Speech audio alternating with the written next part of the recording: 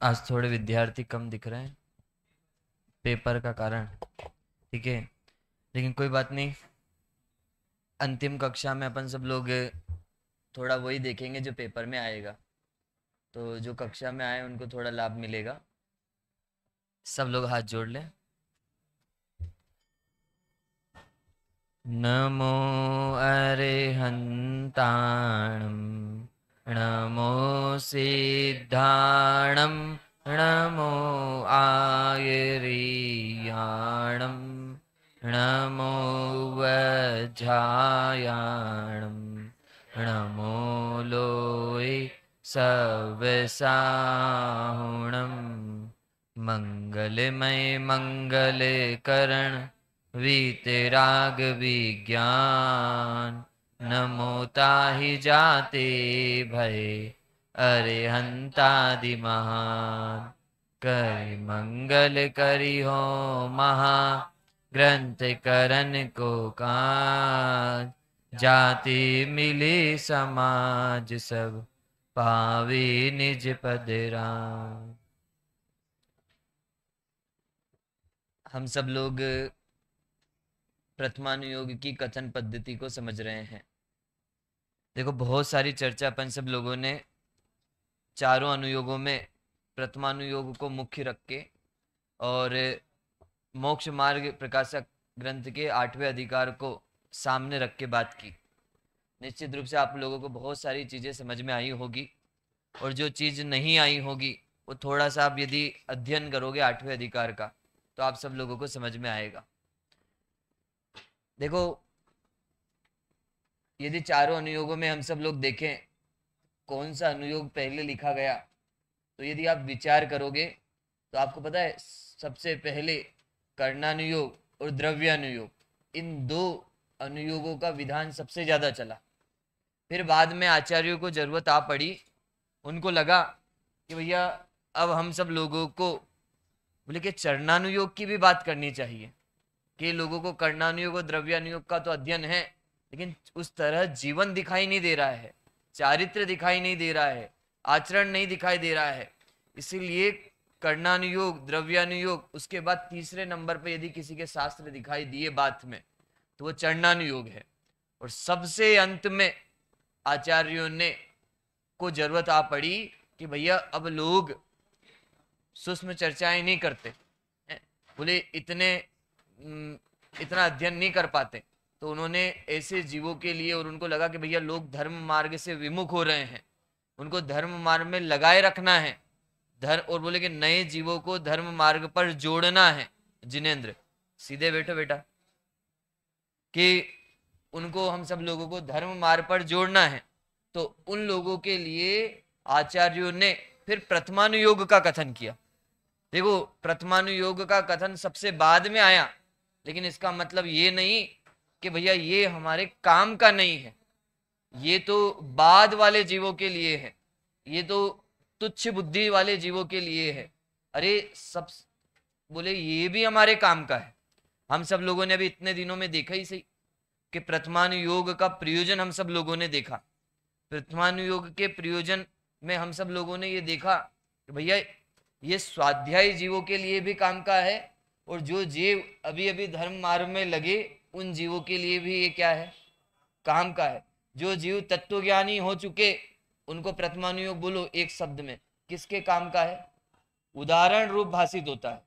जो जीव तत्वज्ञानी हो चुके उनको ये प्रथमानुयोग उदाहरण रूप भाषित होता है, और जो जीव अभी धर्म मार्ग पर नहीं लगे, कुदेव कुगुरु कुधर्म के मार्ग में लगे हुए थे, उन सभी जीवों को ये प्रथमानुयोग धर्म मार्ग पर जोड़ने का काम करता है।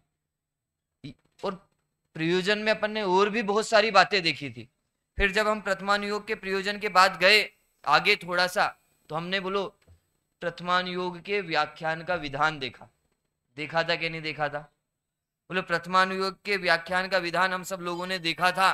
तो इसमें हम सब लोगों के सामने कुछ पॉइंट्स आए थे। हमने कहा था कथा जैसी की तैसी होती है, लेकिन लिखने वाला और सुनाने वाला अपने बुद्धि के अनुसार हम सब लोगों को लिख सकता है और सुना सकता है। उसमें हम सब लोगों ने ये भी देखा था कि प्रथमानुयोग में जिस धर्म की, जिस चीज की बात करनी हो उसको मुख्य रखा जाता है। ठीक है, 2 पॉइंट्स हो गए थे। ये किस में हुए थे? व्याख्यान के विधान में। ठीक है, ध्यान रखना भैया, ये किस में हुए थे? व्याख्यान के विधान में। और तीसरा हमने देखा था, प्रथमानुयोग में एक अंग की कहानी सुनाकर सर्व अंग को प्रदर्शित किया जाता है। जिसको एक अंग प्रकट हुआ सम्यक दर्शन का, अरे जिसने रात्रि भोजन छोड़ा हो, बोलो वो दूसरे धर्म का भी पालन कर सकता है कि नहीं कर सकता? करेगा।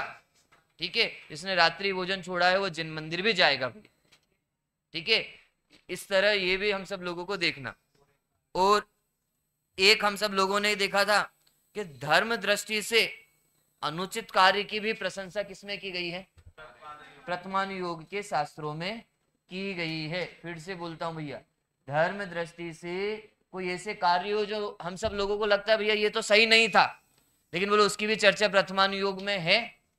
ठीक है, अगला, प्रथमानुयोग के कई शास्त्रों में इच्छा, वांछा या कोई मनोकामनाएं, ये आपकी कार्य पूर्ण हो जाएगा, ऐसी कहानियां सुनने को मिलेगी। लेकिन बोले कि ये तो गलत है, तो बोलो टोडरमल जी ने क्या कहा था? भैया गलत नहीं है। क्यों गलत नहीं है? कि कम से कम वो अन्य धर्म के पास जाने से बच गया, कुदेव कुगुरु कुधर्म के पास जाने से बच गया। तो इस धर्म बुद्धि से यदि देखा जाए तो इसी धर्म मार्ग में लगा हुआ है, इसलिए वो क्या है? सही है, इसमें कोई गलत नहीं है। बोलो अपन सब लोग कितनी भगवान की भक्तियां ऐसी बोलते कि नहीं बोलते, कि जिसमें कुछ मांगा गया हो, कुछ कर्तव्य का पोषण किया गया हो। बोलो तो कुछ लोग ये कहते हैं भैया ये भक्ति काम की नहीं। अरे ऐसा नहीं है भैया। बोलो कोई उस भक्ति को सुन के भगवान के दर्शन करने, भगवान की भक्ति करने आता है कि नहीं आता? आता है। तो जिसके लिए जो प्रयोजन हो वो उसके लिए वो काम का है। उसके बाद हम सब लोग थोड़ा सा आगे यदि बढ़ें तो हम सब लोग प्रथमानुयोग के संबंध में यदि थोड़ा सा और देखेंगे तो हम सब लोगों को, आज हम सब लोगों देखेंगे कि प्रथमानुयोग में कई दोषों का निराकरण किया।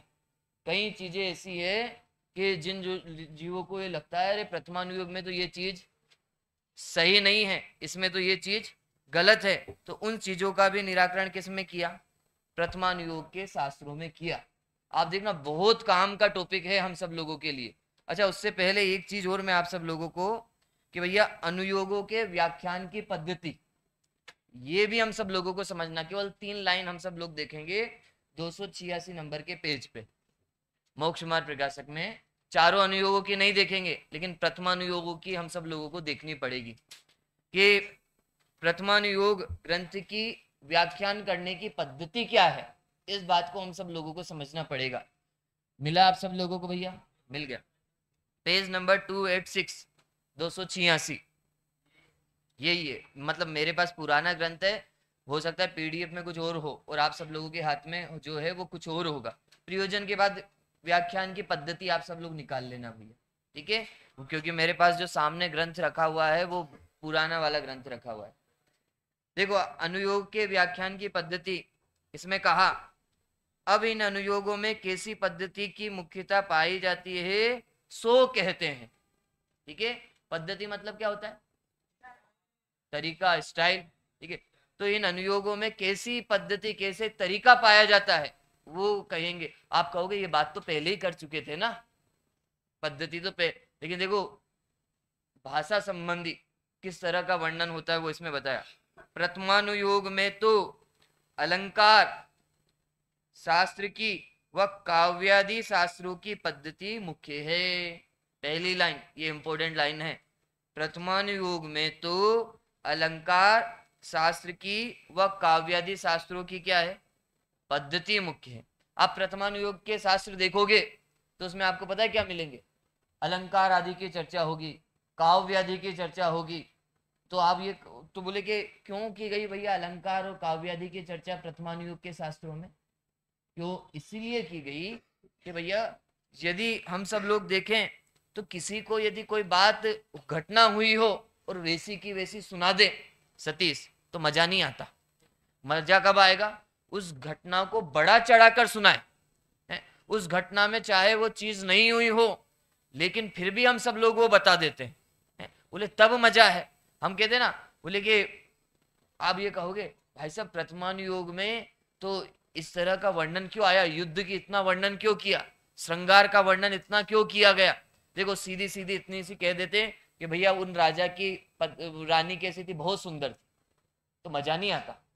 रानी होगी तो कैसी होगी, सुंदर ही होगी। लेकिन बोलो स्वयं ये बात कहे कि भैया उस रानी की सुंदरता इतनी कि भैया वो चंद्रमा भी फीका है और कमल की उपमा दे और इस तरह की उपमाएं दे, ऐसे ऐसे अलंकार लगाए, तो बोलो फिर पढ़ने में मजा आएगा कि नहीं आएगा। बोलो फिर रोचकता बनेगी, अरे ऐसी रानी को हरण करके ले गया तो फिर क्या हुआ होगा, बोले तब मजा है। बोले युद्ध के मैदान पे बोले यदि ये कह दे कि भैया रामचंद्र जी की विजय हुई रावण से, बोले इसमें क्या मजा।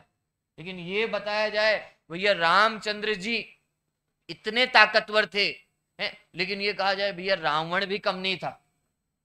बोले रावण भी देखा जाए तो वो आज तक कोई युद्ध नहीं हारा था। रावण भी बोले कि किसी से पराजित नहीं हुआ था। रावण का बल भी इतना कि भैया वो पहाड़ के पहाड़ उठा ले, किसी के आगे झुके नहीं, वो राक्षस कुल का है। बोलो रावण की इतनी महिमा गाई के नहीं गाई, गाई।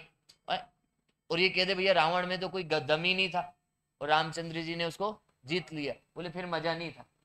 तो बोले ऐसे अलंकार लगाते हैं जो उस कहानी की क्या करती हो, शोभा बढ़ाते हैं। देखो कभी ये नहीं कहेंगे रावण में तो भैया इतना दम था कि पापड़ तोड़ने का बराबर। बोलो ऐसा सुना क्या कभी आपने, भैया सामने वाले में दम ही नहीं था। देखो उसको इतना बताएंगे इतना बढ़ाएंगे कि भैया लगेगा कि मुकाबला किसका है, बराबर का है। बोले तब जाके कहानी सुनने में मजा आएगा। ये पता है कि भैया ये तो बिल्कुल पतला दुबला सा है, इसको तो कोई एक चाटा मारेंगे तो बोले कि ये तो गिर जाएगा। लेकिन ये बताया भैया उसको पतला दुबला जरूर है लेकिन उसकी ताकत बहुत है भैया। इसने पहले एक बार भी ऐसे झगड़ा हुआ था और भैया उसने छोड़ा नहीं था, उल्टा ये ज्यादा भारी पड़ गया था। मैं आपसे पूछता हूँ, बोले जब ये कहा था ये ज्यादा भारी पड़ गया था तो पता है क्या हुआ था, बोले कि फिर भैया वो सामने वाला सावधानी से, बोलो सुनेगा कि नहीं सुनेगा। अर्थ ऐसे ही प्रतिमानुयोग के शास्त्रों में वर्णन है कि प्रतिमानुयोग में आपको काव्यादि भी मिलेंगे। बोलो काव्य क्यों कहा, अलंकार की तो हो गई भैया, काव्य इसलिए कहा कि देखो यदि किसी चीज में रस आ जाए तो मजा आता है कि नहीं आता। बोले युद्ध छिड़ा हुआ है, लड़ाई हो रही है, झगड़ा हो रहा है और बोलो वहां पे वीर रस डाल दिया जाए तो बोलो फिर पढ़ने में मजा आता है कि नहीं आता। तो अपन सुनते ना वीर रस का काव्य, जैसे वीर रस देखते हैं तो पता चल जाता है कि भैया ये वीर रस का वर्णन। अच्छा जैसे ही कहीं देखे शांत रस तो पता चल जाता है भैया बोले वीतरागता की बात चल रही है, मुनिराजों की बात चल रही है, धर्म की बात चल रही है। तो बोलो रस डालने से काव्य आदि से भी उसकी महत्वता बढ़ जाती है कि नहीं बढ़ जाती, बढ़ जाती है। इसीलिए हमारे प्रतिमानुयोग के शास्त्रों में अलंकार की, काव्य की सारी चर्चाएं आप सब लोगों को देखने को मिल जाएगी। अब देखना कहा सीधी बात कहने से ऐसा उपयोग नहीं लगता, बात इतनी आती है भैया क्यों अलंकार लगाए, क्यों हम सब लोगों को काव्यादि लिखे गए। अब तो जो बात थी वो सीधी सीधी कह देते ना, इतनी घुमाई फिराई क्यों, इतनी उपमाएं दी क्यों, इतने तरह के रस बार बार बदले क्यों। बोलो जो घटना जिस समय जैसी चल रही हो। आपको पता है प्रतिमानुयोग के अधिकांश शास्त्र काव्यादि में भी लिखे गए, काव्य के रूप में भी लिखे गए, और पहले काव्य को पढ़ने में मजा भी आता था और सुनाने वाले भी खूब दिखाई देते थे, तो लिखा भी उसी तरह। और पता है काव्य में बड़ी से बड़ी बात आप सब लोग कम शब्दों में पिरो सकते हैं। जैसे सूत्र होते हैं ना, तत्वार्थ सूत्र में अधिक बड़ी बात को छोटे शब्दों में पिरो दे, ऐसे ही काव्यों में होता है। यदि वर्णन करते तो बहुत लंबा चौड़ा होता, और यदि काव्य में लिख दिया तो भैया इसका वर्णन करने वाले करते बाद में रहेंगे। अब देखना क्योंकि अलंकार आदि से, सामने दिखाई दे रहा भैया इसमें, अलंकार आदि से मन रंजायमान होता है। बोलो अलंकार लगाने से मन रंजायमान होता है कि नहीं होता। अरे कोई मूवी भी देखते हैं पता चलता है भैया इसमें हम सब लोगों को जो देखना हो वैसी वैसी चीजें आ जाए। किसी को फाइटिंग पसंद हो तो फाइटिंग आती रहे, कॉमेडी पसंद हो तो बीच बीच में वो हंसाता रहे, तो बोलो वो आता रहे तो मजा आता है कि नहीं आता। यदि एक ही उस पर पटरी पे यदि मूवी चलती रहे तो बोले मजा नहीं आता भैया, सीधी बात कहने से ऐसा उपयोग नहीं लगता जैसा अलंकार आदि युक्ति सहित कथन में उपयोग लगता है, तथा परोक्ष बात को कुछ अधिकता पूर्वक निरूपण किया जाए तो उसका स्वरूप भली भाषित होता है। बोलो जो चीज सामने प्रत्यक्ष नहीं हो, कैसी हो, परोक्ष हो, हमने नहीं देखी भैया कभी, हम सब लोगों ने बोले वो स्वर्ग नहीं देखा कभी, लेकिन बोलो प्रथमानुयोग के शास्त्रों में अरे स्वर्ग में वो देवता ऐसे रहते हैं, उनकी अप्सराएं देवियां ऐसी रहती है, वहां पे मंदिरों में इस तरह की घंटियां रहती है, इस तरह के चंवर रहते हैं, इस तरह के छत्र रहते हैं, इस तरह की प्रतिमाएं रहती है। हो सकता है कि भैया बोले कि वो वर्णन वहां पे किया हो, लेकिन बोलो इतनी उपमाएं लगा के, इतने अलंकार लगा के, इतने काव्यादि लगा के बोलो रोचकता रख देते कि नहीं रख देते।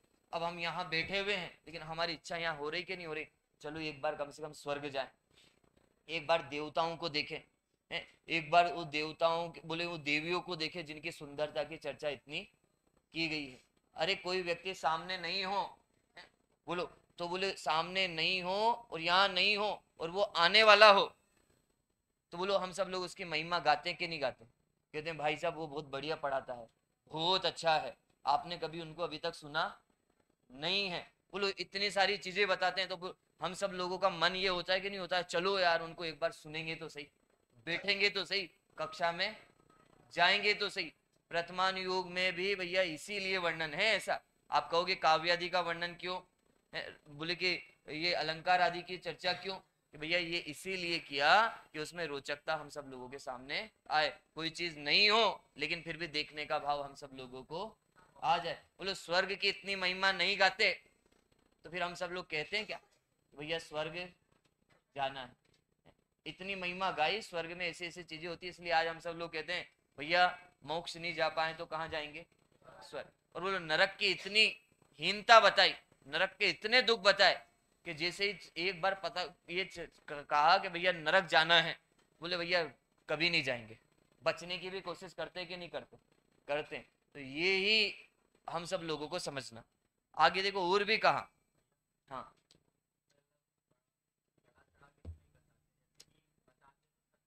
हाँ देखो इतनी बात बताना, हाँ कि बड़ा चढ़ाकर बात करते हैं, बहुत बढ़िया पूछा। देखो कि आपसे बड़ा चढ़ाकर बात करते हैं इसका मतलब ये नहीं कि बात बदल दे, कि जो बात नहीं हो वो बात भी कह दे। जैसे हमारी आदत होती है ना कि भैया मुझे किसी को कोई बात कहने का मौका मिला, पता चला कि भैया किसी विद्यार्थी से जिन कुमार जी ने कहा भैया ऑफिस में उसको भेजना, और बोलो उस जिससे कहा वो कहे भैया तुम्हें जिन कुमार जी ने बुलाया है, चेहरे से गुस्सा दिखाई दे रहा था और आज कोई ना कोई गड़बड़ करके तुम आए हो। बोलो ऐसी बात कहता कि नहीं कहता, जबकि ऐसी बात हुई नहीं थी, ना गुस्सा था ना उन्होंने कहा था कि भैया उसने गलत काम किया, लेकिन बोलो सिर्फ बुलाया था, लेकिन बीच में उसने ये सारी चीजें गलत की कि नहीं की।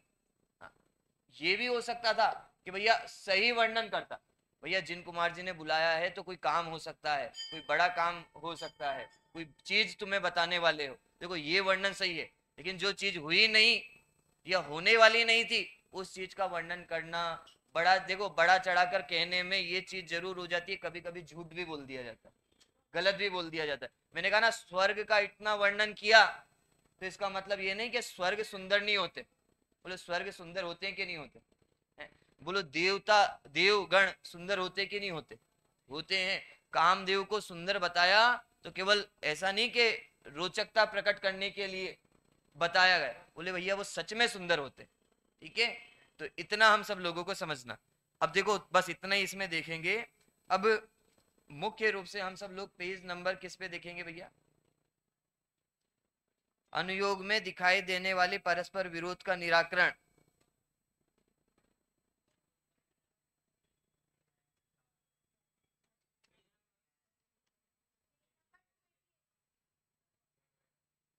निकालो भाई, हाँ 288 दे निकालना आप सब लोगों के पास। ये देखो बहुत काम का है ये प्रकरण भी हम सब लोगों का, ये चौथा नंबर का प्रकरण चल रहा है अपन सब लोगों का। प्रथमानुयोग में दोष कल्पना का निराकरण, ये हम सब लोगों को दिखाया जाएगा। देखो हम सब लोगों को भी पता है प्रथमानुयोग के शास्त्रों को पढ़ के हमारे मन में भी ऐसे प्रश्न होते हैं और होंगे ऐसे प्रश्न आप सब लोगों के मन में। अरे अच्छे अच्छे स्वाध्यायी जीवों के मन में भी इस तरह के प्रश्न खड़े हो सकते हैं। सबसे पहले देखो कहा, कितने ही जीव कहते हैं प्रथमानुयोग में श्रृंगाराधिक व संग्रामाधिक का बहुत कथन करते हैं, उनके निमित्त से रागाधिक बढ़ जाते हैं, इसीलिए ऐसा कथन नहीं करना था, ऐसा कथन सुनना नहीं है। बोलो ऐसा लोग कहते कि नहीं कहते? लोग आपको ये कहेंगे भैया प्रथमानुयोग के शास्त्रों में तो बहुत श्रृंगार का वर्णन है, प्रथमानुयोग के शास्त्रों में तो बहुत युद्ध वगैरह का वर्णन है, राज्य पाठ का वर्णन है, इसे और उसको पढ़ने से तो हमारा क्या बढ़ता है? राग बढ़ता है या द्वेष बढ़ता है? वो राग द्वेष को बढ़ने में क्या है? निमित्त है। इसीलिए हमें तो ऐसा कथन करना ही नहीं, ऐसा कथन पढ़ना ही नहीं, ऐसा कथन हम सब लोगों को सुनना ही नहीं। ऐसा आपको बहुत सारे लोग कहेंगे, आप प्रथमानुयोग के शास्त्र पढ़ोगे ना, आपको कहें भैया भरतेश विभव पढ़ना है। अब जैसे ही आप भरतेश विभव को पढ़ना प्रारंभ करोगे तो उसमें बोले श्रृंगार आदि का वर्णन है। आपको ऐसे लोग दिखाई देंगे जो कहेंगे भैया प्रथमानुयोग भरतेश विभव को मत पढ़ो, ये तुम्हारे काम का नहीं। पूछेंगे भैया क्यों नहीं है? अरे उसमें तो श्रृंगार का वर्णन बहुत है, ये तुम्हारे काम का नहीं है, इसमें तो युद्ध का वर्णन बहुत है। ऐसा कह के हम सब लोगों को प्रथमानुयोग के शास्त्रों से दूर किया जाता है। ये कहा जाता है कि भैया उसको बढ़ने से तो विषय भोग बढ़ेंगे, कि राग बढ़ेगा, इसलिए उनको पढ़ो मत। देखो कहा, उनसे कहते हैं कथा कहना हो तब तो सभी अवस्थाओं का कथन करना चाहिए। मुझे बताओ यदि कथा कहनी है तो सारी अवस्थाओं का वर्णन होगा कि नहीं होगा? होगा। यदि पद्म पुराण लिखा तो बोलो मुझे बताओ पद्म पुराण में रामचंद्र जी के जन्म का वर्णन होगा कि नहीं होगा? अच्छा रामचंद्र जी के साथ ने कोई चीज ऐसी की हो जो सही नहीं थी, बोले उसको छोड़ दिया जाएगा क्या? बोले कि भैया वो पुराण तभी कहलाएगा कि उनके पूरे जीवन का वर्णन उसमें होगा, कुछ नहीं छोड़ेंगे। जन्म का भी वर्णन होगा, मरण का भी वर्णन होगा, बीच में उन्होंने कोई गलत किया हो तो उसका भी वर्णन होगा कि नहीं होगा? अरे सीता जी की अग्नि परीक्षा ली, इस बात का भी वर्णन होगा कि नहीं होगा? बाद में कुछ लोग कह दें रामचंद्र जी ने तो सही नहीं किया था सीता जी की अग्नि परीक्षा लेके, लेकिन बोलो उस प्रकरण को हटा दिया जाएगा क्या? बोले नहीं हटाया जाएगा। इसी तरह कह रहे हैं कि भैया यदि श्रृंगार का वर्णन है, युद्ध का वर्णन है, तो वो इतनी सुंदर थी, इतना श्रृंगार करती होगी, बोले और बोले युद्ध हुआ होगा तो बोले श्रृंगार का वर्णन होगा कि नहीं होगा? युद्ध का वर्णन होगा कि नहीं होगा? बोलो महाभारत में यदि युद्ध को हटा दिया जाए, बोलो फिर महाभारत किस काम की रहेगी? है रामायण में से युद्ध करना अच्छा नहीं होता, बोलो रामचंद्र जी और रावण के वो युद्ध को हटा दिया जाए, बोलो फिर रामायण कौन पढ़ेगा? सीता जी के बोलो कि सुंदरता का वर्णन ना हो, बोलो सीता जी को, बोले फिर सीता जी का चरित्र कौन पढ़ेगा? तो इसीलिए कहा कथा कहना हो तब तो सभी अवस्थाओं का कथन करना चाहिए। जब आप उसके बारे में बता ही रहे हो तो किसी चीज को छुपाना क्यों? बोलो वो सारी चीज बताएंगे कि नहीं बताएंगे? सारी चीज हम सब लोगों को बताई जाएगी, ऐसी एक भी चीज नहीं होगी जो हम सब लोगों से छुपाई जाएगी। यदि अलंकार आदि द्वारा बढ़ाकर कथन करते हैं सो पंडितों के वचन तो युक्ति सहित ही निकलते हैं। तो टोडरमल जी भी देखो किस तरह की बात कर रहे हैं, उनकी पकड़ कितनी थी कि भैया यदि किसी कथा में अलंकार लगाए भी हैं तो और बड़ा चढ़ाकर बात भी की गई है, उपमाएं भी दी गई है, काव्यादि भी उसके लिए लिखे गए हैं, तो इसमें कौन सी बड़ी बात हो गई? बोलो पंडित लोग तो अपनी कोई बात रखते हैं तो युक्ति सहित रखते कि नहीं रखते? विद्वान अपनी बात रखते हैं, पढ़ाते हैं, तो बोले ऐसे ही तो नहीं पढ़ा देते हैं, बोले उसके बारे में उनको पता होता है कि नहीं पता होता? और युक्ति सहित पढ़ाते हैं कि नहीं पढ़ाते? बोले युक्ति सहित ही पढ़ाएंगे तो वो तो उसका वर्णन होगा ही होगा। फिर देखो कोई कहे और यदि तुम कहोगे कि संबंध मिलाने को सामान्य कथन किया होता, बढ़ाकर कथन किस लिए किया, ये प्रश्न हो सकता है। यदि तुम कहोगे भैया संबंध बताना ही था, संबंध मिलाना ही था, तो आप वो कथन बोलो बड़ा चढ़ा कर क्यों कर रहे? सामान्य भी तो वर्णन कर सकते थे। ये भी तो कह सकते थे कि भैया उनकी रानी बहुत सुंदर थी। वो बोले कि उनने राज्य पाट को, बोले कि वो किसी के आगे झुके नहीं, वो जीत गए। तो देखो उसका उत्तर दिया, उसका उत्तर यह है कि परोक्ष कथन को बढ़ाकर कहें, बिना उसका स्वरूप भाषित नहीं होता। बोलो ये बात सही है कि नहीं?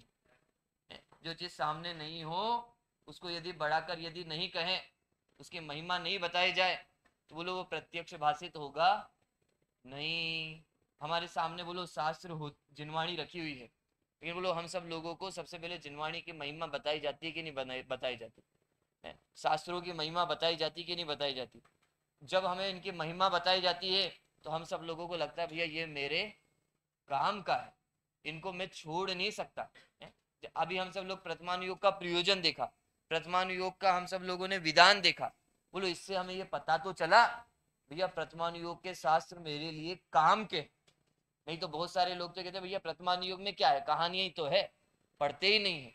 लेकिन बोलो ये कहा जाता है, बोले अपने जीवन में कुछ पढ़े कि नहीं पढ़े, लेकिन बोले जैन शास्त्रों में प्रथमानुयोग के शास्त्र जरूर पढ़ लेना चाहिए। क्योंकि अन्य शास्त्रों में जितनी बातें हम सब लोगों को दिखाई देती है ना, वो सारी बातें बताए कहां से आई, पुराणों में से ही आई, प्रथमानुयोग के शास्त्रों में से ही आई। आप देख लेना, ये 5 परावर्तन की चर्चा है, बोले 14 गुणस्थान की चर्चा, ये कर्णानुयोग के शास्त्रों में तो है, लेकिन इनका वर्णन प्रथमानुयोग के शास्त्रों में भी है भैया। तो और वहां से पढ़ने में लोगों को आसानी भी होती है। यहाँ पे कहेंगे देखना उसका, तथा पहले तो भोग संग्राम आदि इस प्रकार किए, पश्चात सबका त्याग करके मुनि हुए, इत्यादि चमत्कार तभी भाषित होंगे जब बढ़ा कर कथन किया जाए। बोलो तब मजा आएगा कि नहीं आएगा? है? ये कह दिया जाए ना कि पद्म नहीं आया क्या भैया? कल भी नहीं आया था। अच्छा ठीक है, देखो फिर से अर्णव, ये कह दिया जाए कि भैया उन्होंने तो घर छोड़कर क्या कहा, क्या किया, मुनि दीक्षा धारण कर ली। बोले इसमें मजा नहीं है। लेकिन ये बताया जाए कि भैया उनका वो राजा थे, उनके पास सारी अनुकूलताएं थी, उनके भाई ये थे, उनके पिता ये थे, उनके उनके परिवार में किसी चीज की प्रतिकूलता नहीं थी, सब सामग्री उनके पास थी। बोलो ये सारी चीजें भी साथ में हम सब लोगों के रखी जाए, और फिर उसके बाद ये बताया जाए कि ये सब छोड़कर वो कहाँ गए, मुनि बनने चले गए। बोलो तब आएगा मजा। नहीं तो बोलो हमारे पास तो कुछ है ही नहीं, और हम तो थोड़ा सा छोड़ने पे कैसा लगता है, बहुत दुख होता है, कैसे छोड़ दें। अपने पास तो बोले इतनी अनुकूलताएं भी नहीं है, लेकिन ये कहा जाए भैया वो तो इतने, बोले इतने धनवान थे और उन्होंने इतना धन छोड़ दिया। उतने बोले कि 6 खंड के अधिपति थे, चक्रवर्ती थे, बोलो चक्रवर्ती पद छोड़कर वो क्या धारण कर लिया, मुनि दीक्षा धारण कर ली। बोलो चक्रवर्ती पद छोड़ेंगे तो चक्रवर्ती के कितनी रानियां होती है, उसके भोजन कैसा बनता है, अरे उसकी खीर कैसी बनती है, इसका भी वर्णन शास्त्रों में है कि नहीं है? आपने सुना होगा, बोले चक्रवर्ती की खीर कैसे बनती है, ये आप सब लोग सुन लो तो आप कहोगे अरे ये खीर तो बोले अपन तो कभी उसका एक चम्मच का एक छोटा भी नहीं खा सकते, इतनी भारी खीर होती है वो। चक्रवर्ती का वैभव बताया जाता है भैया, एक उंगली से बोलो हजारों लोगों की सेना को वो क्या कर दे, बोले परास्त कर दे, केवल एक उंगली से गिरा सकता है, इतना वैभव होता है। सो धर्मेंद्र के बारे में चर्चा हो तो ये कहा जाता है भैया वो पूरे जम्मू द्वीप को क्या करते हैं, डमरू की तरह घुमा देते। ये बात है, लेकिन बोलो यदि ये शास्त्रों में नहीं कहते तो पढ़ने में मजा आता क्या? नहीं आता। और बोले हम जैसे जीवों को मुनि मार्ग पे लगाना था, मुक्ति के मार्ग पे लगाना था, हमें तो थोड़ी सी चीज मिली, हम बोलो उसको ही नहीं छोड़ सकते। तो हम लोगों को ये बताया गया कि भैया जिनके पास इतना सब कुछ था उनने छोड़ दिया, बोलो तुम किस खेत के मूली हो? बोले तुम्हारे पास तो कुछ नहीं है, तुम छोड़ नहीं पा रहे, और उनके पास इतना सब कुछ था, वो उनने छोड़ दिया। तो यहाँ भी देखो यही बात कहेंगे कि भैया भोग संग्राम आदि इस प्रकार किए, पश्चात सबका त्याग भी तो किया, और त्याग कर कर मुनि भी तो हुए, इत्यादि चमत्कार तभी भाषित होंगे जब बढ़ाकर कथन किया जाए। फिर से बोलता हूं भैया, बढ़ाकर कथन किया जाए इसका मतलब ये नहीं कि ऐसा था नहीं, बढ़ाकर कथन करना मतलब ऐसी चीज तो थी। हम कहते ना भाई साहब ये विद्यार्थी कैसा है इसके बारे में बताओ, तो एक शब्द में बोल दे तो अच्छा है, एक शब्द में बोल दे तो बुरा है।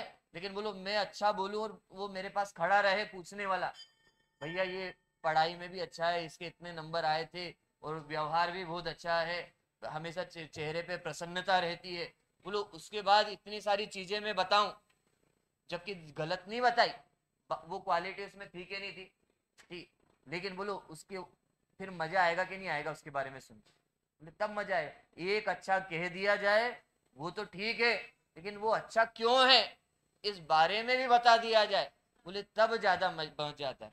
आगे देखो, थोड़ा जल्दी जल्दी पढ़ना पड़ेगा अपन सब लोगों को। तथा तुम कहते हो उसके निमित्त से रागाधिक बढ़ जाते हैं। सो जैसे कोई चैत्यालय बनवाए, उसका प्रयोजन तो यहाँ वहां धर्म कार्य कराने का है। देखो टोडरमल जी कैसे एग्जाम्पल दे रहे हैं कि भैया कोई व्यक्ति जिन मंदिर बनाए, चैत्यालय बनाए, बोलो बनवाने वाले का उद्देश्य तो क्या था, लोग यहाँ पे आके क्या करें, धर्म कार्य करें, पूजन करे, भक्ति करे, स्वाध्याय करे। लेकिन कोई व्यक्ति यहाँ पे आके क्या करे, पाप के काम करे, तो बोले इसमें बनाने वाले का क्या दोष। ऐसे ही प्रथमान योग के शास्त्रों में बोले किसका वर्णन हो, इसको तो भैया नींद आ रही, चलो फिर से, नींद सोए नहीं देगे भैया, चलो हो सकता है एग्जाम के कारण पढ़ाई कर रहा हो, ठीक है, यह शुद्ध भाव के अंदर जा चुका हो, ठीक है। फिर से वापस आते, देखो प्रथमान योग के जो शास्त्र हैं, क्या बात कर रहे थे भैया, हाँ टोडरमल जी उदाहरण दे रहे थे। टोडरमल जी ने उदाहरण दिया कि भैया जैसे कोई जिन मंदिर बनाए, चैत्यालय बनाए, तो बोले कि उसका उद्देश्य तो धर्म कार्य करवाना था, लेकिन कोई वहां पे पाप कार्य करे तो बोले बनाने वाले का तो कोई दोष नहीं है। ऐसे ही प्रथमान योग के शास्त्र तो इसीलिए लिखे गए थे कि भैया अभी अभी कोई धर्म मार्ग पर आया हो तो उसकी रुचि बढ़े, और जो व्यक्ति धर्म मार्ग पे लगा हो उसको ये प्रथमानुयोग के शास्त्र उदाहरण रूप भाषित हो, जिन धर्म की महिमा उसके जीवन में आए, लेकिन कोई उसको पढ़कर श्रृंगार आदि के वर्णन में उलझ जाए, कोई उनको पढ़कर युद्धाभ्यास में लग जाए। ऐसे लड़के हुए कि भैया देखो ना, उन्होंने भी तो उसको मारा था, उन्होंने भी तो उसको पीटा था, यदि मैंने मार दिया पीट दिया तो कौन सी गलती कर दी, ऐसा है। बोले भैया तुमने ये कहाँ से सीखा, बोले भाई साहब ये तो मैंने प्रथमानुयोग से सीखा। उनने भी तो देखो उसके मित्र को छेड़ा था, और उसने उसके मित्र को छेड़ा था तो उसने कितना बुरा मारा, तो बोले मैंने भी तो प्रथमानुयोग के शास्त्रों को आधार लेके ऐसे ही मारा पीटा।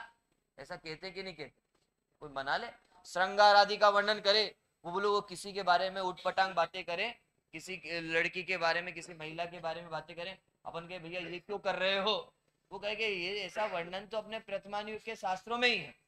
देखो निकालने वाला तो कहीं से भी कुछ भी निकाल लेता है, जो चीज नहीं हो वहां से भी वो चीज निकाल लेता है, उसमें कौन सी चीज है। लेकिन सीधी सी बात है भैया, इस मार्ग, इस प्रथमानुयोग के शास्त्रों में हमें किस मार्ग पे लगाया, किस बात में बारे में बताया, वो भी हम सब लोगों को समझना। और कोई पापी वहां पाप कार्य करे तो चैत्यालय बनवाने वाले का तो कोई दोष नहीं है। उसी प्रकार श्री गुरु ने पुराण आदि में श्रृंगार आदि का वर्णन किया, वहां उनका प्रयोजन रागादि कराने का तो नहीं था, नहीं बोले कि धर्म में लगाने का प्रयोजन था, परंतु कोई पापी धर्म न करे, रागादि की ही बढ़ाए, तो बोलो इसमें श्री गुरु का क्या दोष। मैं पूछता हूँ इसमें क्या आचार्यों की क्या गलती। अच्छा आचार्यों को मजा आ रहा था क्या श्रृंगार आदि का वर्णन करने में, काव्य आदि लिखने में मजा आ रहा था क्या, बोले उनको इंटरेस्ट आ रहा था क्या, अरे उनको कोई इंटरेस्ट नहीं आ रहा था, मजा नहीं आ रहा था। उनको ये पता था कि सामने सुनने वाले जीव कैसे हैं, उनको ये पता था कि भैया इनको श्रृंगार की चर्चा सुनने में मजा आता है, तो ये चर्चा करते करते उनको कहाँ लगाना था, धर्म मार्ग में लगाना। अभी देखना टोडरमल जी कहेंगे, बोले रागी जीवों को धर्म मार्ग में लगाना था, तो राग से चर्चा प्रारंभ करनी थी और वीतरागता पर लाना था। अरे बच्चे को कड़वी दवाई पसंद नहीं थी, कड़वी दवाई खाता नहीं था, टोडरमल जी कहेंगे पानी वो पतासा रहता है मीठा, तो उसमें क्या डाल देते हैं, बोले वो दवाई डाल देते हैं और उसको खिला देते हैं। आज तरीका बदल गया भैया दूसरा। आज मोबाइल रख देते हैं सामने, बच्चा मोबाइल देखता रहता है और उसको एकदम दवाई खिला देते। तरीके बदल गए हैं कि वो उसकी वो कहीं पे लगा रहे। और दूसरा फ्लेवर भी बदल गया, आजकल दवाइयों में भी फ्लेवर आने लग गए भैया, कि इसमें भी चॉकलेट फ्लेवर भी हो गया, इसमें भी अलग अलग फ्लेवर हो गए, ऑरेंज फ्लेवर। तो वो दवाई खाए, वो देखो काम वही कर रही है, लेकिन वो उसको जब खाए तो खाते एकदम उसको ऑरेंज जैसा टेस्ट आए, चॉकलेट जैसा टेस्ट आए, और बोले वो खा लेता है कि नहीं खा लेता। कोई बच्चा दूध नहीं खाए, दूध पिए नहीं, तो बोलो दूध नहीं पिए, तो उस समय क्या बोलते हैं, उसमें कुछ मिला देते हैं, तो बोलो वो दूध पीने चालू कर देता है कि नहीं कर देता, कर देता है। अब जो भी आप लोग मिलाते हो देख लेना, ठीक है। आगे देखो, आगे कहा, यदि तू कहे कि राग आदि का निमित्त हो, ऐसा कथन ही नहीं करना था। कोई ये कहे आचार्यों ने ये बात करी क्यों, राग आदि का वर्णन क्यों क्यों, उनको तो ऐसी बात करनी ही नहीं थी। क्योंकि हम लोग देखते हैं ना कि सीधी सी बात है कि क्रिकेट की चर्चा चले, क्रिकेट के मैच चल रहे हो तो हम भी क्या करने लग जाते, क्रिकेट खेलने लग जाते। आप देखना कि यूं क्रिकेट के ग्राउंड पे, मैदान पे लोग बैट बॉल लेके नहीं दिखाई देंगे, लेकिन पता चले वर्ल्ड कप आ रहा है, इंडिया पाकिस्तान के मैच चल रहे हैं, तो उस समय क्या, जिनको बैट पकड़ना नहीं आता था ना, बॉल हाथ में लेना भी नहीं आता था, बोलो वो भी बैट बॉल लेके ग्राउंड पे पहुंच जाते कि नहीं पहुंच जाते, पहुंच जाते हैं। तो अब ये प्रश्न हम सब लोगों के सामने कहेंगे कि भैया आपने ऐसा वर्णन किया ही क्यों, आपने ऐसा वर्णन, श्रृंगार आदि का वर्णन किया इसलिए वो श्रृंगार में लग रहा है, युद्धाभ्यास का वर्णन किया इसलिए वो युद्ध में लग रहा है। जिस समय हम कहते ना भैया, जैसा देखोगे वैसा करोगे, जैसा सोचोगे वैसे ही करोगे, वैसे ही होगा। ऐसे ही अब हम सब लोगों से कहेंगे, आप जैसा दिखाओगे वैसे ही तो जीव करेंगे। तो आचार्यों ने श्रृंगार आदि दिखाया ही क्यों, युद्धाभ्यास दिखाया ही क्यों, ये प्रश्न बोलो मन में उठ रहा है कि नहीं उठ रहा। देखो टोडरमल जी ऐसे लेखक थे कि उनको पता था सामने वाला क्या सोच सकता है, उनने उत्तर भी दिया। सरागी जीव का मन केवल वैराग्य कथन में नहीं लगता, इसीलिए जिस प्रकार बालक को बतासे में के आश्रय से औषधि देते हैं, उसी प्रकार सरागी को भोगादि के कथन के आश्रय से धर्म में रुचि लगाते हैं। बोलो किस कोई सरागी जीव हो, उसको वैराग्य के कथन में मजा आएगा क्या, नहीं आएगा।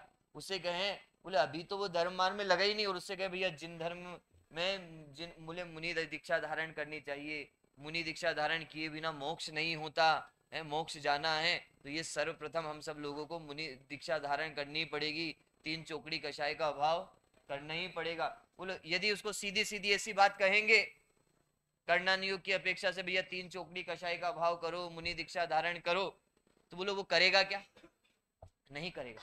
लेकिन उसको यदि वो जिस मार्ग पे लगा हुआ हो, बोले उसको उस मार्ग से लेके आया जाए, तो बोले फिर वो लगेगा कि नहीं लगेगा, बोले उसी मार्ग पे चलाया जाए तो बोले कि फिर तो वो आगे बढ़ेगा। लेकिन बोले उसी मार्ग पे जाए और उसी मार्ग से उससे फिर से रिवर्स करवाएं, तो बोले वो फिर हमारे साथ आएगा कि नहीं आएगा, आएगा भैया। आप लोग वो ऊनो खेलते हो ना, तो ऊनो में भी एक वो रिवर्स होता है ना, तो जो लोग खेलते हो समझ गए, तो बोले रिवर्स में भैया वो पीछे से भी वापस हो जाता है कि नहीं हो जाता, हो जाता है। ऐसे ही यहाँ भी समझना भैया कि जो व्यक्ति वैराग्य के मार्ग में लगा ही नहीं था, धर्म के मार्ग में लगा ही नहीं था, उसको वैसा वर्णन करेंगे और वैसा वर्णन करके इस मार्ग पे लगाया जाएगा। ठीक है, ये बात समझ में आई कि नहीं आई भैया। जिसको क्रिकेट मैच पसंद था, ठीक है, बार बार क्रिकेट की बात करते हैं, बोलो उसको क्रिकेट मैच के बहाने क्रिकेट दिखाया भी जाता है। हमारे धर्मेंद्र जी भाई साहब थे, पहले यहाँ भी थे, फिर हमारे कोटा में भी थे, तो बोलो उनको क्रिकेट देखना बहुत पसंद था, तो कोई वो पता है क्या करते थे, वो बच्चों को क्रिकेट मैच दिखाते ही दिखाते थे, और जब क्रिकेट मैच दिखाते थे तो और उनको उस बच्चे को समझाना हो ना, या उनको अपनी कोई बात करनी हो, उसको डांटना हो, फटकारना हो, या धर्म की कोई बात करनी हो, तो वो लोग क्रिकेट मैच में यदि हार जाए तो पता है क्या करते थे, फिर उसने जो गलतियां की हो ना उसको पकड़ भी लेते थे, और जीत जाए तो बोले कि उसको कोई अच्छे मार्ग पे बोले कोई जो जो काम नहीं करता था उस काम को लगाने की भी प्रेरणा वो दे देते। तो बोले सबके तरीका होता है। बोले उनने किसी को डांटा फटकारा, वो लड़का उनके पास आता नहीं था, बैठता नहीं था, तो पता है क्या करते थे? बोलिए वो किसी दूसरे लड़के से कहते थे चलो आज क्रिकेट मैच दिखा रहे, उसको बुला के लेके आना। और जब क्रिकेट मैच देखते हैं तो बोलो हंसी मजाक होती कि नहीं होती, बातचीत होती है कि नहीं होती? तो बोलो वो कशाय दूर हो जाती थी कि नहीं हो जाती? दूर हो जाती थी। और बोलो फिर किसी से राग ना द्वेष, उनको पता था कि भैया ये क्रिकेट मैच से ये वापस इसका गुस्सा शांत हो जाएगा। ऐसे ही वर्णन अपने प्रथमानुयोग के शास्त्रों में किया। देखो यदि तू कहेगा ऐसा है तो विरागी पुरुष को तो ऐसे ग्रंथों का अभ्यास करना योग्य नहीं है। बात देखो घूम फिर के वहीं आ गई है कि ये कहा कि भैया यदि आप ऐसा कह रहे हो तो जो वैरागी हो गए, जो तत्व ज्ञानी हो गए, उनको तो प्रथमानुयोग के शास्त्र काम के नहीं है। उसका उत्तर यह है, अरे जिनके अंतरंग में राग भाव नहीं है उसको श्रृंगार आदि कथन सुनने पर राग आदि उत्पन्न ही नहीं होती। वे जानते हैं कि यहाँ इसी प्रकार की कथन शैली की पद्धति है। बोले ये बात है कि नहीं? पता चल जाता है कि नहीं पता चल जाता कि भैया जिसको वैराग्य आदि उत्पन्न हो चुके उसको यदि श्रृंगार की भी चर्चा करोगे, विषय भोगों की भी चर्चा करोगे, तो वो विषय भोगों में नहीं उलझेगा, क्योंकि वो तो विषय भोगों को छोड़ चुका। और एक बार जो छोड़ चुका उसको ये पता था कि नहीं पता था कि भैया ये सही नहीं है, ये कैसे है, गलत है, तभी तो उसने छोड़े। और एक बार कोई चीज छोड़ दी हो तो बोलो उसको अपनाता है क्या? बड़े दादा कहते थे कि कोई चीज, उनको किसी चीज को छुड़वाना हो ना तो वो हमेशा एक बात बोला करते थे कि भैया कोई चीज गलत हो, बुरी लगे, तो उसको पता है क्या करना चाहिए? उसको दूर से ही दूर कर देना चाहिए। फिर से बोलता हूँ, कोई चीज गलत हो, बुरी हो, तो उसको हम सब लोगों को क्या करना चाहिए? दूर से ही दूर कर देना चाहिए। अच्छा उसके पास जाएं क्या? उसके उसके नजदीक जाएं क्या करने के लिए? बोले नहीं, हमें ये पता चल गया भैया ये चीज सही नहीं है, तो उसको बोले उसके नजदीक जाने की भी जरूरत नहीं है, उसको दूर से ही हम सब लोगों को क्या करना चाहिए? दूर कर देना। जैसे बहुत सारे लोग कहते हैं ना, अरे हमें अन्य शास्त्रों को भी पढ़ना चाहिए, अन्य धर्मों को भी पढ़ना चाहिए।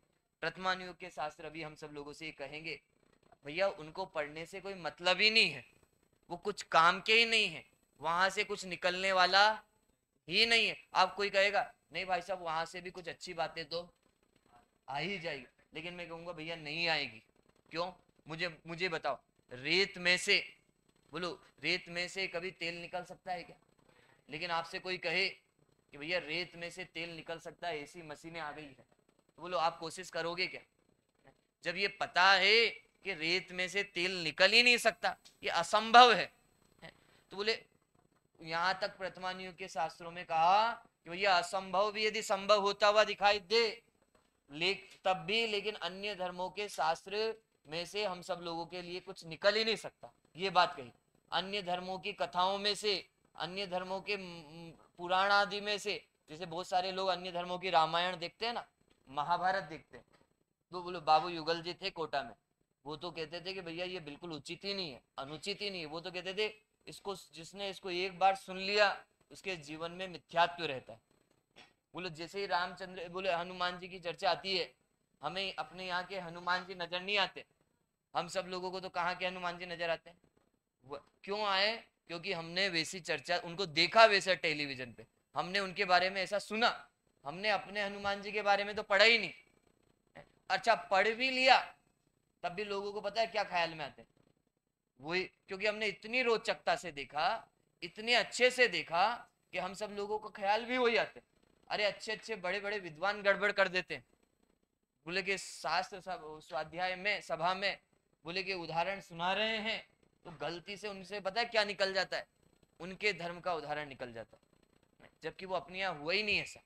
फिर बाद में उनको पता उनको कोई कहे हाँ ये बात तो सही, अपने यहाँ ऐसा प्रकट, तो अगले दिन प्रवचन में जाके कहते हैं भैया वो उदाहरण हिंदू संप्रदाय में हुआ, अपने यहाँ पे ऐसा नहीं हुआ।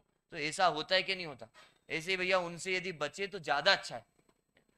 बोलो अपने यहाँ भी पूरी रामायण की चर्चा है कि नहीं, पूरी महाभारत की चर्चा है कि नहीं? हाँ उनके यहाँ रामायण पहले लिखी गई भैया, आप देखो ना वाल्मीकि ने कब लिखी, तो उनके यहाँ दूसरी तीसरी शताब्दी में लिखित रूप से हो गई, अपने यहाँ 6वीं शताब्दी में लिखी गई।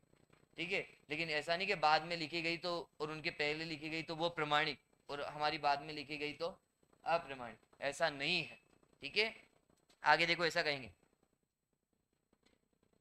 जिनको श्रृंगार आदि का कथन सुनने पर राग आदि हो आए, उन्हें तो वैसा कथन सुनना योग्य नहीं है। सीधी सी बात है भैया, तुझे राग उत्पन्न होता हो, द्वेष उत्पन्न होता हो तो तू मत सुन, लेकिन जिनको उत्पन्न नहीं होता हो बोले उनको सुनने योग्य है कि नहीं है, उनको तो अच्छा प्रथमान योग के शास्त्र बोलो समय सार पढ़ने वाले जीवों के भी काम के हैं या नहीं है भैया। देखो निकालने वाला तो कहीं से भी कुछ भी निकाल सकता है, प्रथमान योग के कहानियों में से भी अध्यात्म निकाल लेते कि नहीं निकाल लेते, निकाल लेते हैं। पता है अध्यात्म योगी राम एक पुस्तक लिखी गई, वो रामचंद्र जी के जीवन पे लिखी गई और उसमें समय सार जैसी चर्चा है, किनके जीवन से, रामचंद्र जी के जीवन से। पद्म पुराण पढ़ोगे तो रामचंद्र जी के जीवन में से ऐसी चर्चा पढ़ने वाले श्रृंगार भी निकाल लेंगे, युद्ध भी निकाल लेंगे, लेकिन अध्यात्म योगी राम पढ़ोगे तो उसमें से समय सार की गाथाएं निकाल लोगे, अध्यात्म निकाल। गुरुदेव के प्रवचनों में से बोलो, बोले वो प्रथमान युग के शास्त्रों पे भी प्रवचन किए भैया उन्होंने, आप देख लेना चंडान युग के शास्त्रों पे भी प्रवचन किए, लेकिन बोलो उसमें से भी उन्होंने अध्यात्म परोस दिया कि नहीं परोस दिया। तो परोसने वाला और बताने वाला और निकालने वाला तो बोलो कहीं से भी निकाल सकता है। जहां धर्म ही का प्रयोजन और जहां तहां धर्म का पोषण करते हैं, ऐसे जैन पुराण आदि में प्रसंगवश श्रृंगार आदि का कथन किया है। देखो आचार्य बोले टोडरमल जी ने भी कहा बात, देखो तुमने कहा गलत नहीं कहा, प्रथमायुग के शास्त्र में श्रृंगार का वर्णन है और काव्य आदि का भी वर्णन है। उसे सुनकर भी तो बहुत रागी हुआ और अन्यत्र कहाँ विरागी हुआ, वहां वह तो पुराण सुनना छोड़कर अन्य कार्य भी ऐसे ही करेगा जहां बहुत राग आदि हो। बोलो कोई व्यक्ति यदि श्रृंगार के कार्यों में मजा आता है, यदि वो पुराण नहीं पढ़ता तब भी उस काम में लगा रहता है कि नहीं लगा रहता। युद्ध बोले वो प्रथमान युग के शास्त्र नहीं पढ़ता तब भी उसको यदि युद्ध करने में मजा आता तो वो बाहर भी युद्ध करता कि नहीं करता। बोले यहाँ नहीं कर, यहाँ पढ़ के कर रहा है, बोले वहां तो बिना पढ़े करेगा, लेकिन कर रहा है कि नहीं कर रहा है। बोले भैया जैसा जो व्यक्ति जैसा हो वो वैसा का वैसा रहेगा, वह तो पुराण सुनना छोड़कर अन्य कार्य भी ऐसे ही करेगा। टोडरमल जी कह रहे हैं बहुत रागादि हो इसलिए उसको भी पुराण सुनने में अन्य कार्य में भी ऐसे ही करेगा, थोड़ी बहुत धर्म बुद्धि हो तो हो, अन्य कार्यों में वह कार्य भला कैसे कहेगा। ठीक है, इतनी चर्चा इसमें कही, बस एक आगे का एक टॉपिक और हम सब लोग 2 मिनट में देखेंगे। अच्छा ये एक और पढ़ लेते, तथा कोई कहे प्रथमानुयोग में अन्य जीवों की कहानियां हैं, उनसे अपना क्या प्रयोजन सदता है। अपनी हो तो मजा है, दूसरों की सुनने में कब तक मजा लें। कोई कहते ना भैया अपनी बात करो, दूसरों की बातें क्यों करते हो, दूसरों की बातें करने में तो समय खराब हो रहा, अपनी बात करो तो मजा है। तो कहा जैसे कामी पुरुषों को कथा सुनने पर अपने को भी काम का प्रेम बढ़ता है, उसी प्रकार धर्मात्मा पुरुषों की कथा सुनने पर अपने धर्म की प्रीति विशेष बढ़ती है, होती है। इसलिए प्रथमान योग का अभ्यास करना। ठीक है, क्या प्रश्न था भैया कि भैया क्यों उसमें तो दूसरों की कहानियां हैं, दूसरों की कथाएं, उनकी चर्चा करके क्या मतलब। लेकिन कहा भैया जैसे कामियों की चर्चा सुनकर काम से प्रेम बढ़ता है, विषय भोगों से प्रेम बढ़ता है, ऐसे धर्मात्मा पुरुषों की कहानियां सुनकर बोले धार्मिक जीवों से भी प्रेम बढ़ता है कि नहीं बढ़ता, हाँ या ना। ठीक है, तो इस तरह भैया आप सब लोग ये भी देखना कि भैया ये दोषों का निराकरण कैसे किया है। प्रथमान युग में कई दोष दिखाई देते हैं लोगों को, वो कहेंगे भैया प्रथमान युग में तो ऐसा है ऐसा है ऐसा है। टोडरमल जी ने पता है उन सब दोषों का निराकरण किया। सबसे अंत में आओगे पेज नंबर 304, जिसमें अनुयोग का अभ्यास क्रम बताया। बस ये अपनी कक्षा का इस शिविर का अंतिम टॉपिक रहेगा, 2-3 मिनट में इसको पूरा करते हैं कि भैया ये अनुयोग का भी कोई अभ्यास क्रम है क्या। कोई ये कहता है पहले प्रथमानुयोग पढ़ लो, फिर चरणानुयोग पढ़ लो, फिर कर्णानुयोग पढ़ लो और सबसे लास्ट में क्या पढ़ो, द्रव्यानुयोग पढ़ लो, ऐसा कहते हैं। ठीक है, लेकिन ऐसा है क्या। टोडरमल जी से किसी ने पूछा आप हमें बताओ कि शास्त्रों को पढ़ने का कोई क्रम है क्या। वो तो टोडरमल जी उत्तर दे रहे हैं वहां प्रथमानुयोग का अभ्यास करना, पहले इसका अभ्यास करना फिर इसका अभ्यास करना, ऐसा नियम नहीं है। बोलो उनने क्या कहा, पहले इसका अभ्यास करना फिर इसका अभ्यास करना, क्योंकि नाम है प्रथमानुयोग। तो प्रथमानुयोग मतलब पहले अभ्यास करना। बोले ऐसा है क्या? बोले भैया ऐसा नहीं है। बोले कि पहले इसका अभ्यास करना फिर इसका अभ्यास करना। बोले ऐसी परंपरा जैन आगम में तो नहीं है, परंतु अपने परिणामों की अवस्था देखकर जिसके अभ्यास में अपनी धर्म बुद्धि प्रवर्तित हो उसका क्या करना, अभ्यास करना। अरे तेरी धर्म बुद्धि जिसमें लगती हो, जिसकी बुद्धि बहुत तीक्ष्ण हो, जिसकी बुद्धि बहुत तेज हो, और जिस वो बोले उसके लिए कहा, बोले भैया तू कर्णानुयोग का अभ्यास करना।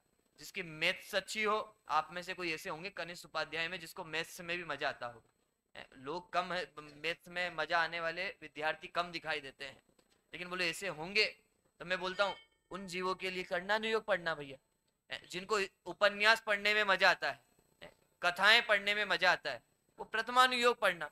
अरे जिसको चारित्र की चर्चाएं पढ़ने में मजा आता है भैया के हमें जीवन में ये अपनाना चाहिए, ऐसा करना चाहिए, ऐसा चलना चाहिए, ऐसा रहना चाहिए, बोले उसको चरणानुयोग के शास्त्र पढ़ना। और जिसको आत्मा की चर्चा सुन के बहुत आनंद आता है, बोले वो कौन सा अनुयोग पढ़े, द्रव्य। तो जिस समय तेरी रुचि जिस काम में प्रवर्तित हो वैसा काम करना। जैसे आज एग्जाम है तो बोलो आज खेलने में मन नहीं लगेगा, आज मोबाइल चलाने में मन नहीं लगेगा, आज सोने में मन नहीं लगेगा।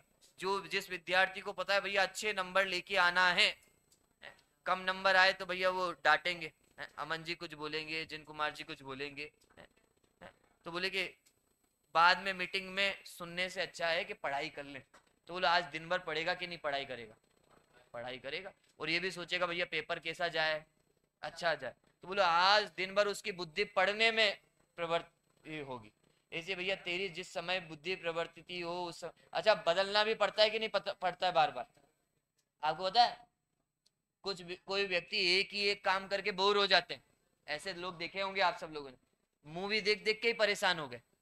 कुछ लोग ऐसे भी होते हैं भैया सो रहे हैं और सो के क्या हो गए, परेशान हो गए, भाई साहब बहुत सो लिए अब कोई दूसरा काम करें।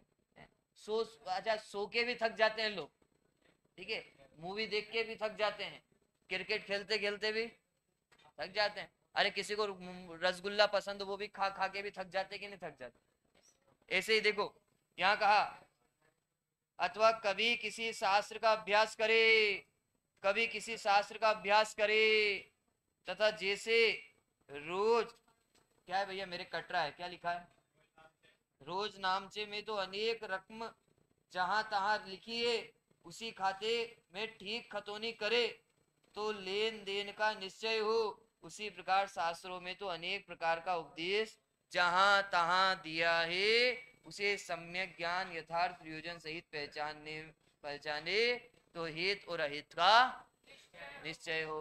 बोले अपने शास्त्रों में तो भैया सब तरह का वर्णन है, कभी इसको पढ़ना कभी उसको पढ़ना कभी इसको पढ़ना। बोले चारों अनुयोग का अभ्यास होना चाहिए कि नहीं होना चाहिए, होना चाहिए।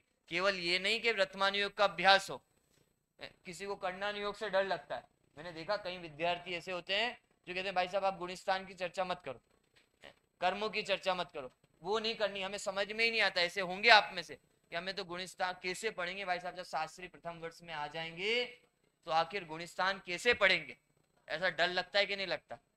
अभी से ऐसे कुछ विद्यार्थी को डर लग रहा होगा भाई साहब समझ सार कैसे पढ़ेंगे, अभी तो ये हम सब लोगों को वीतराग विज्ञान और तत्व ज्ञान ही समझ में नहीं आता। लेकिन सीधी सी बात है भैया वो भी पढ़ने में आएगी, धीरे धीरे अभ्यास बढ़ेगा तो वो भी पढ़ने में आएगी कि नहीं आएगी, आएगी। देखो आगे बस एक पैराग्राफ हो, इसीलिए स्यात् पद की सापेक्षता सहित सम्यक ज्ञान द्वारा जो जीव जिन वचनों में रमते हैं वे जीव शीघ्र ही शुद्धात्म स्वरूप को प्राप्त करे। टोडरमल जी समापन कर रहे हैं भैया, जो जीव सम्यक ज्ञान द्वारा जिन वचनों के द्वारा किसमें प्रवर्तन करे, शुद्धात्मा में को प्राप्त करे। अगली लाइन बहुत काम की है, ये समझना आप लोग इसको याद कर लो भैया, ठीक है। अब कोई कह रहा है एग्जाम में आएगी क्या, जरूरी नहीं भैया एग्जाम में आए, अपने जीवन में भी काम आ सकती है और आ भी सकती है एग्जाम में, ठीक है। 60% चांस है, 40% चांस नहीं है, ठीक है। मोक्ष, हाँ 100% तो भैया जीवन में तो काम में आएगी ही आएगी। ठीक है, देखो आगे का, मोक्ष मार्ग में पहला उपाय आगम ज्ञान का। ऐसा प्रश्न आ सकता है, मोक्ष मार्ग में पहला उपाय क्या कहा? आगम ज्ञान कहा। आगम ज्ञान के बिना धर्म साधन नहीं हो सकता, इसीलिए तुम्हें भी यथार्थ बुद्धि द्वारा आगम का अभ्यास करना। इससे तुम्हारा क्या होगा? तो भैया हम सब लोग भी अपना कल्याण करें, और प्रथमानुयोग की कथन पद्धति को तो हम लोगों ने देखा ही, बाकी अनुयोग की कथन पद्धति को भी हम सब लोग समझने की कोशिश करें। चलिए, बोलो महावीर भगवान की।